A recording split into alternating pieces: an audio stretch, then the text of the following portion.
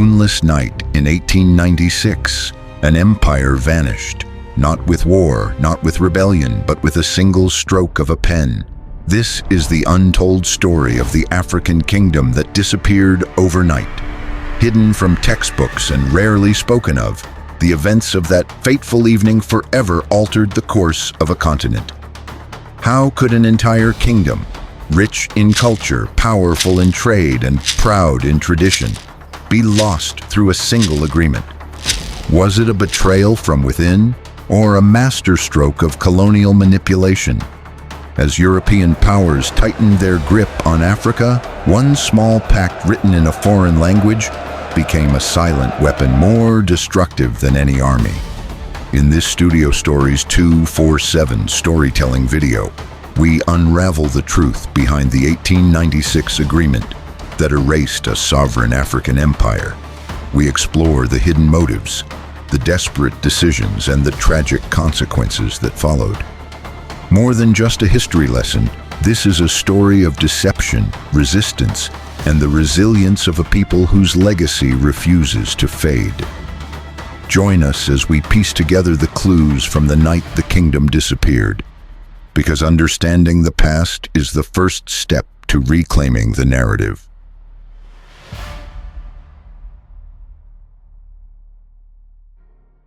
Imagine waking up and realizing your entire country no longer exists.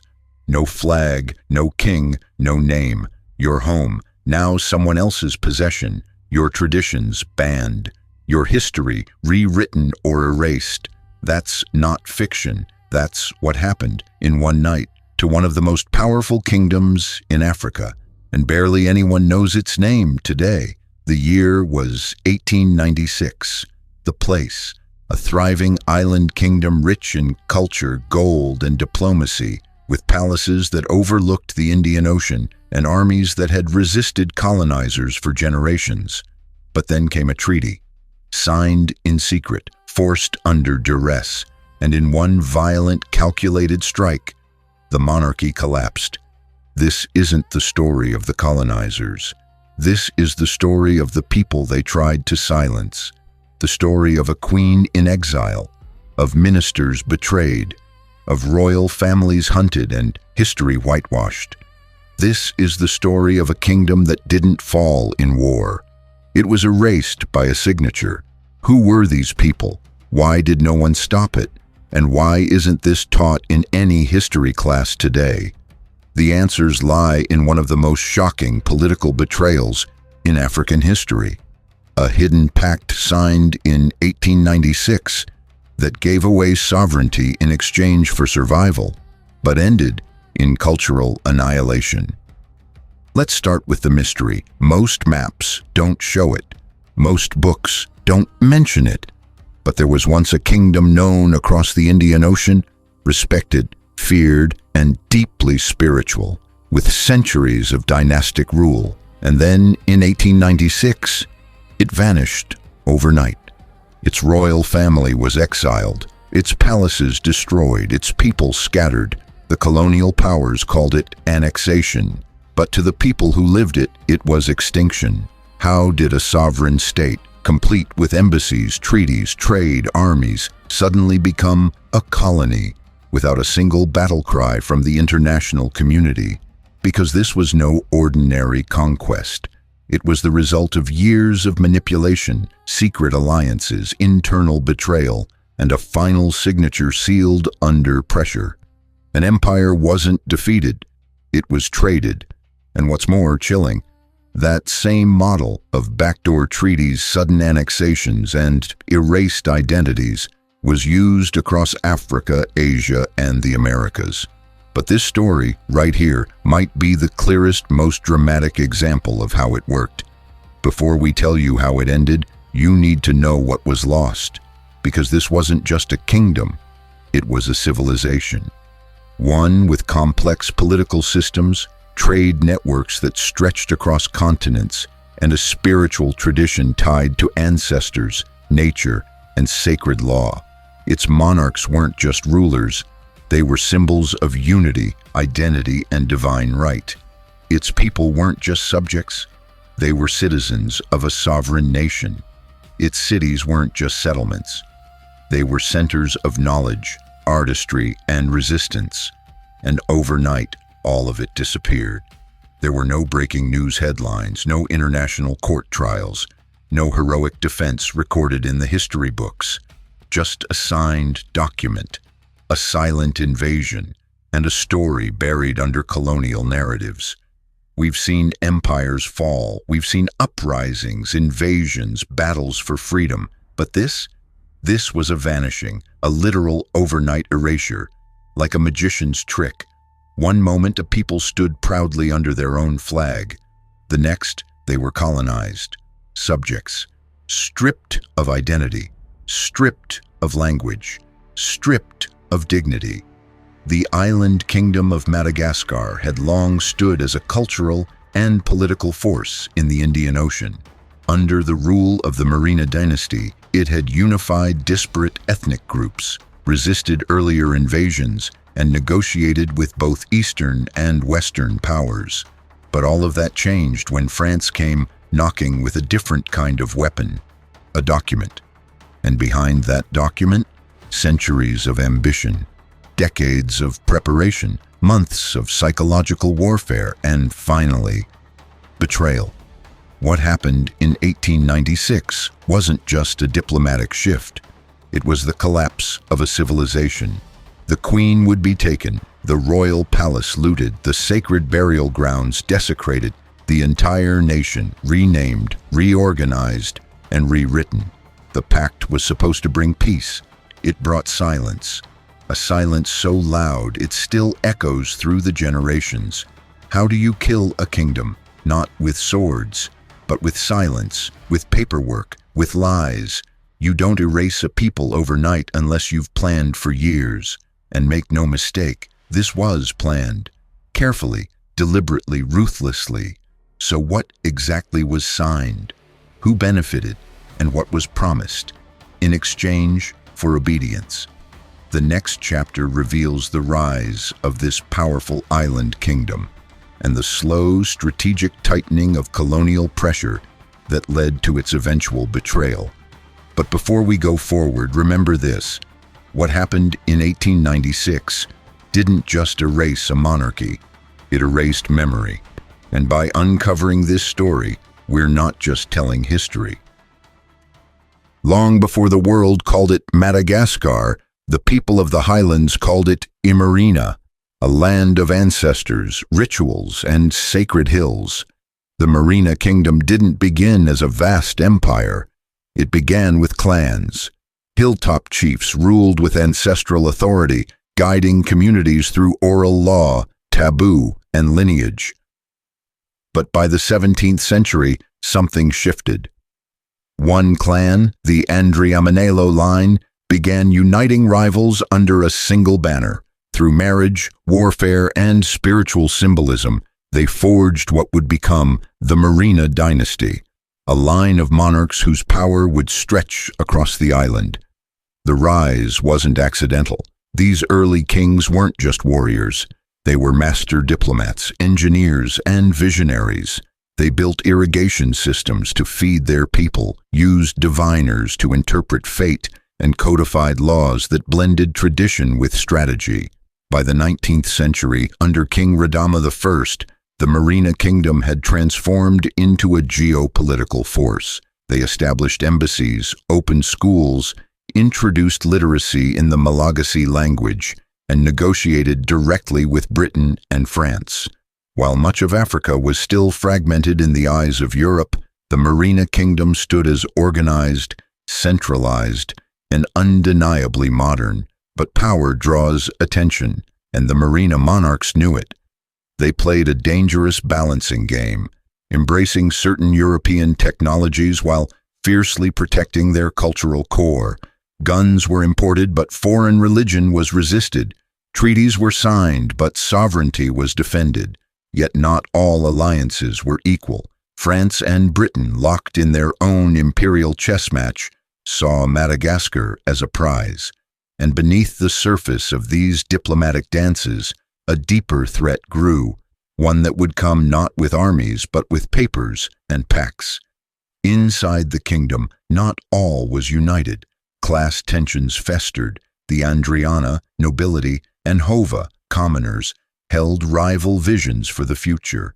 Some wanted modernization, others feared cultural erosion. And while the palace glittered with imported luxuries and royal ceremonies, whispers of dissent began to rise in the highlands. It is in this complex weave of pride, progress, paranoia, and political maneuvering that the seeds of the 1896 collapse were planted. Because while the Merina kingdom looked strong from the outside, internally, it was already cracking. Yet to understand what was truly lost, we must look beyond politics. The Merina state was more than a government. It was a sacred system, one where ancestors were believed to walk among the living, where every hill had a spirit, and where every royal decree carried spiritual weight. The king wasn't just a ruler, he was the guardian of cosmic balance. To break the kingdom wasn't just to end a regime. It was to break a worldview, to sever a people from the sacred logic that governed their lives. So, as colonial powers hovered and internal divisions deepened, the Merina kingdom stood at a crossroads. And unbeknownst to most, the path it chose, or rather was forced onto, would lead not just to colonization, but to erasure. By the mid-1800s, the world's empires had turned their gaze toward Africa, and Madagascar was not spared. To European powers, the island was a geopolitical gem, a gateway to Indian Ocean trade, rich in resources and strategically located. To France, it was unfinished business. To Britain, it was leverage. And to the Merina kingdom, it was a slow, tightening noose. The French had already tried to seize the island decades earlier, during the Franco-Hova War of 1883. But after brutal fighting and mounting casualties, they were forced into negotiation rather than conquest. What emerged was the 1885 treaty, a document so vague both sides claimed different interpretations. To the Merina, it was a commercial agreement.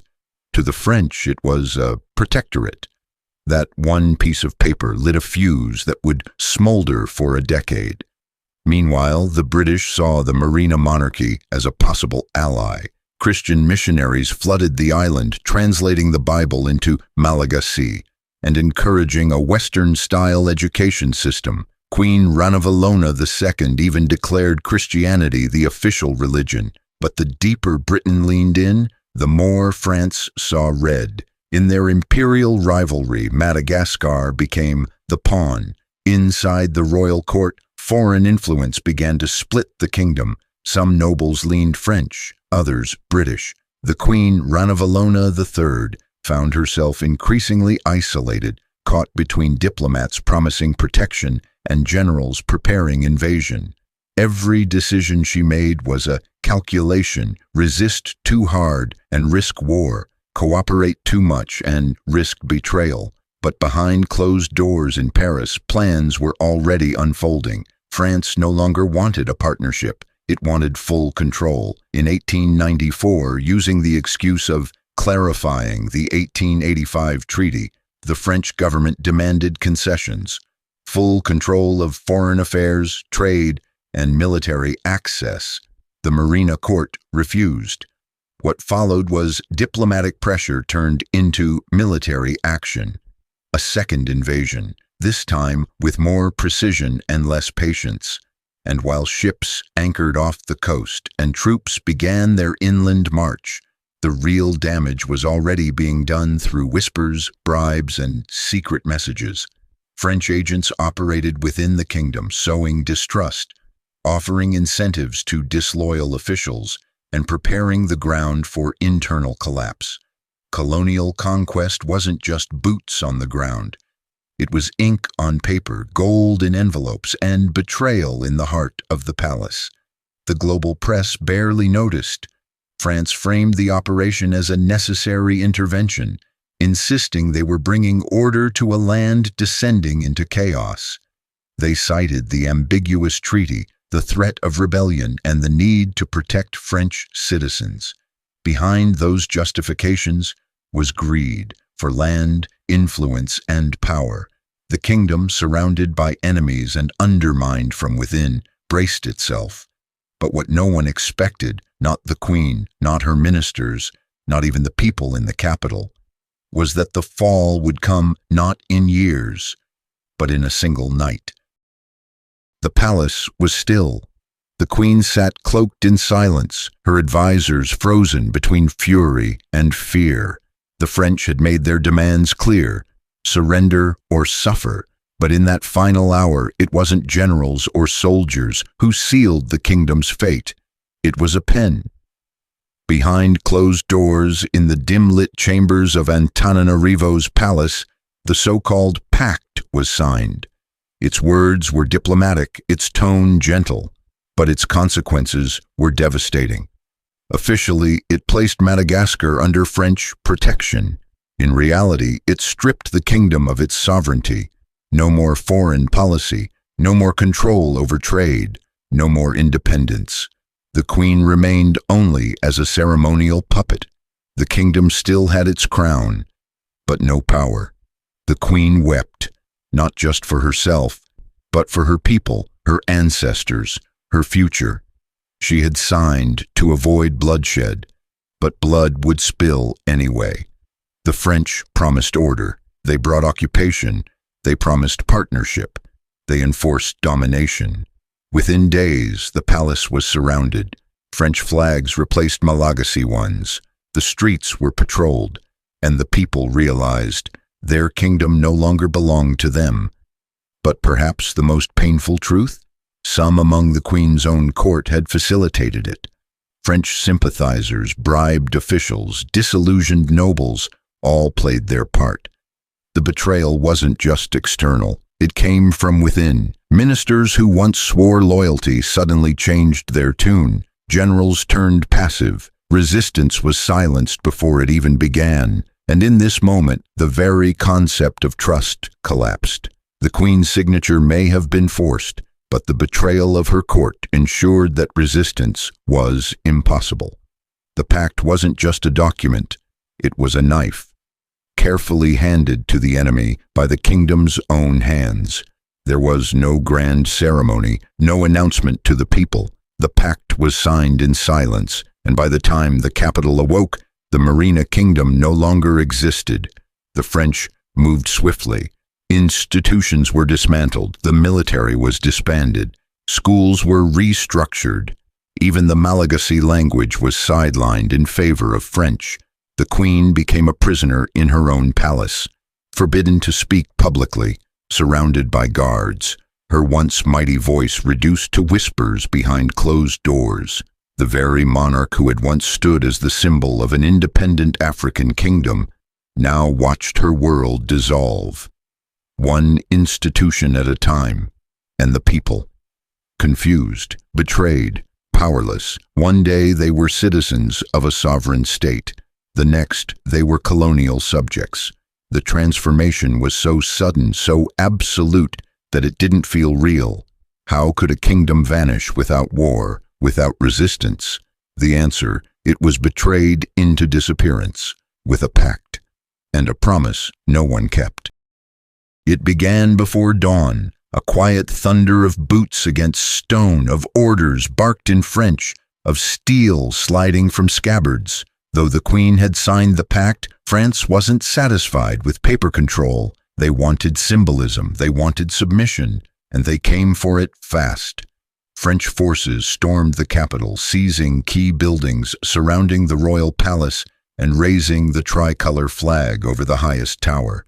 It was less a battle than a performance, one designed to humiliate, to cement dominance not just over land, but over spirit. The soldiers didn't just take positions, they tore down national emblems, desecrated sacred sites, and burned government documents. The message was clear: your past ends here. The people watched in stunned silence. Some cried, some screamed, others simply froze, as if trying to wake from a nightmare. In the hills beyond, rumors spread of rebellion. Men began sharpening spears. Old war songs echoed through the trees. But in the capital, it was too late. The system had been gutted. The heart of the kingdom was pierced. Inside the palace, Queen Ranavalona III was placed under house arrest. Her courtiers, once symbols of prestige, were stripped of titles. Some were exiled, others disappeared without a trace. The royal treasury was looted. French officials installed their own administrators. Churches were reclaimed. Schools renamed. Even street names changed overnight.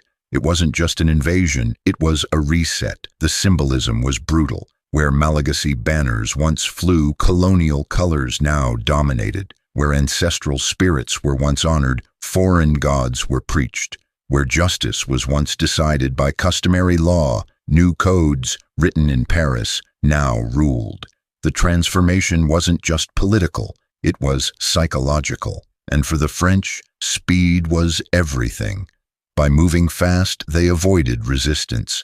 By dismantling institutions immediately, they left no room for coordination. And by keeping the Queen alive but silent, they ensured the illusion of continuity. Without power.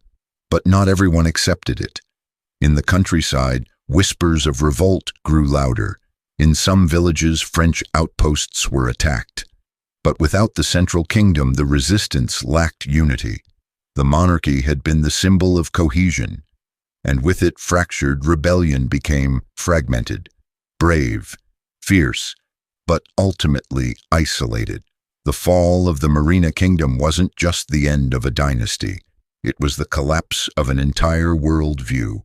The sacred hills, once watched by royal guards, now lay quiet. The drums of ceremony silenced. The laws of the ancestors replaced. And through it all, the French marched forward, not as invaders anymore, but as rulers. The kingdom was gone, but the wound it left behind still bled. After the invasion, Queen Ranavalona III was allowed to remain in her palace, not as a monarch, but as a prisoner. For months, she lived under constant surveillance. No speeches, no public appearances, no power. Just the haunting silence of a reign cut short. But silence breeds resistance. Deep in the highlands, something ancient stirred. A movement born not in war rooms, but in the spirit of the people. The Menalamba Rebellion. Red shawl warriors, named for the sacred cloth they wore, rose in defiance. They came from villages, forests, and rice fields. Armed with spears, old muskets, and fury. They weren't fighting for politics, they were fighting for ancestors, for identity, for land. To the colonizers, they were rebels. To their communities, they were guardians. Their chants echoed the old prophecies. Their leaders invoked the spirits. They believed, truly, that the ancestors would fight beside them. And for a moment, it seemed they would prevail. French outposts were torched. Roads sabotaged, administrators fled, but it wasn't enough. The colonial army was better equipped, better trained, and ruthless. France responded with brutal efficiency. Villages were razed. Suspected rebels were executed without trial. Entire families vanished. The rebellion, though fierce, was crushed within 2 years. Thousands died. The leaders were hunted. The Menalamba became martyrs, and then came the final blow, exile. In 1897, Queen Ranavalona III was taken from her homeland, shipped across the ocean like a relic of a forgotten era, first to Réunion, then to Algeria, finally to France. She would never return. Her voice, once sovereign, was reduced to whispers in Parisian salons. She died in 1917, a queen without a kingdom, a monarch without a mausoleum. Her people were left to mourn in silence, not just the loss of a leader, but the loss of identity. The royal symbols were outlawed, the language suppressed, the graves of kings defiled, the children raised under a new flag. The erasure wasn't just physical, it was generational, and yet, in hidden corners of the island, memory survived. Songs still spoke of Ranavalona. Old men whispered the names of the hills. Daughters lit candles for ancestors whose names were banned. Resistance didn't always roar. Sometimes it survived in silence. Ask 100 people about African history, and few, if any, will mention the fall of the Merina kingdom. They might not even know Madagascar had a monarchy, and yet it was one of the last African kingdoms to fall, one of the most diplomatically advanced and one of the most violently erased. So why isn't it taught? Why didn't the world notice a sovereign state vanish overnight? Because history isn't just written by the victors, it's erased by them too. After colonization, France rewrote Madagascar's story. Schoolbooks portrayed the conquest as civilization. The Queen became a footnote, the rebellion, a minor disturbance. The old laws, mere superstition.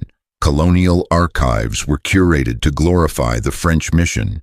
Resistance was downplayed, betrayal was omitted, and the dignity of a people deliberately obscured. This wasn't unique to Madagascar. Across Africa, similar stories played out. Kingdoms erased by treaties, cultures rebranded as primitive, leaders mocked or forgotten. But Madagascar's story is especially chilling because of how swift and total it was. A sovereign, structured kingdom swallowed by colonialism in a single generation.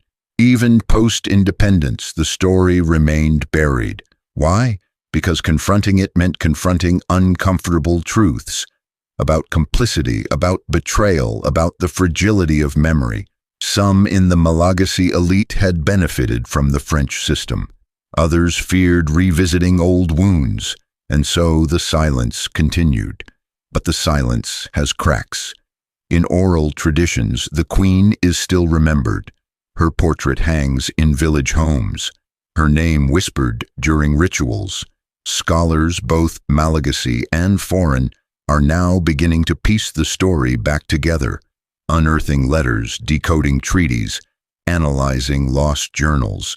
What they're finding is not just history, but injustice, because forgetting is political.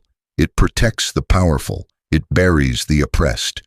And when a story like this is forgotten, the damage doesn't end with memory, it continues in identity. A generation grows up disconnected from its roots. A nation forgets its heroes. A continent loses a chapter of its glory, and yet the truth always lingers. In ruins, in songs, in names passed down, in bones buried beneath fields where royal guards once marched. The truth can't be deleted, only delayed. This story of the Merina kingdom, of Queen Ranavalona, of the 1896 pact, is a call to remember, not just to honor the past, but to reclaim it. Because when history is stolen, remembering becomes resistance. When a kingdom is forgotten, it doesn't vanish. It lingers in the land, in the blood, in the silence. The story of the Merina kingdom isn't just about colonial conquest. It's about what happens when memory is stolen, when a nation is forced to wear someone else's history like a costume, stitched with lies and torn from truth. What we lost in 1896 wasn't just territory. It was narrative. A sovereign people became subjects. A royal legacy became a rumor. A queen became a ghost. And the damage didn't stop in the 19th century. It echoed forward, into identity, into education, into how Malagasy people saw themselves, not as inheritors of a proud dynasty, but as survivors of a silence they never chose. But there's hope in remembering, because to tell this story now, in a world still reckoning with its colonial past, is to reclaim what was taken. Every time we say Queen Ranavalona's name, every time we speak of the Menalamba warriors, every time we name the betrayal for what it was, we light a candle in the dark. And this isn't just about Madagascar. All over the world, there are vanished kingdoms, hidden pacts, stories buried beneath empires. And when we rediscover them, we don't just honor the past, we challenge the present. We ask, whose history do we know? Whose truth has been silenced? And what would it mean to listen now? History isn't just about dates. It's about dignity. It's about justice. It's about belonging. When we forget, we fracture. But when we remember, we rebuild. So if this story moved you, don't let it stop here. Share it, speak it, question everything you were taught about civilization and progress. Because somewhere out there, a child is growing up not knowing their ancestors ruled a kingdom. And that's not just a tragedy, it's a theft. Let's return what was stolen. Let's remember what was erased. And let's make sure that when we say, the kingdom vanished in one night, we follow it with, but its memory will never vanish again.